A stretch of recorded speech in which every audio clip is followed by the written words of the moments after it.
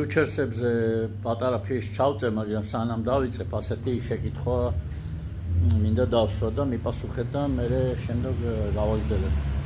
ესე იგი, რომ იცოდეთ თქვენ, რომ მომავალ შემოდგომით ან გაზაფხულით რომელიმე პროდუქტის ფასი იქნება დღეს თუ არის 5 ლარი და მომავალ წელს იქნება 20 ლარი პირობითად. და თქვენ გაქვთ შესაბამისად მიწაც ხართ აგრობიზნესში, რას გააკეთებდით?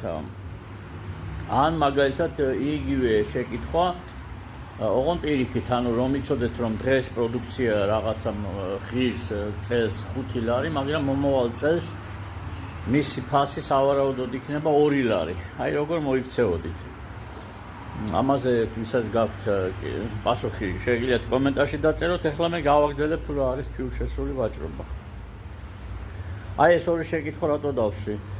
ეს არის სწორედ ძირი და არსი იმ ვაჭრობის, რომელსაც ეს ფიუჩერსული ვაჭრობა არეგულირებს და აკონტროლებს და ქმნის, ასე ვთქვათ.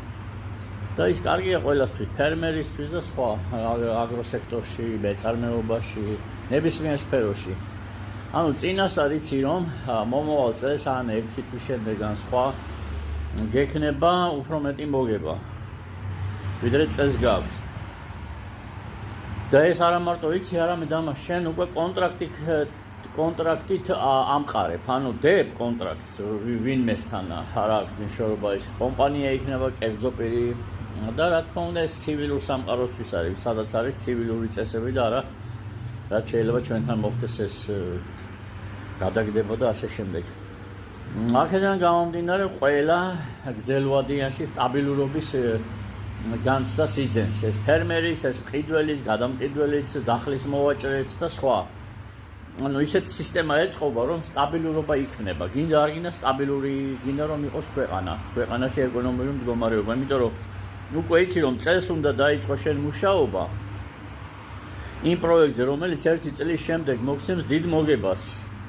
ამიტომ დღე-დღამე დაასწორებ, რათა კარგი შედეგი მიიღო. ესე იგი, იმუშავებ, ხარისხზე იზრუნებ, მოვლი ამ პროდუქტს, კარგად შეფუთავ და ასე შემდეგ და მომავალშიც გაზრდი რაოდენობას, ხარისხს.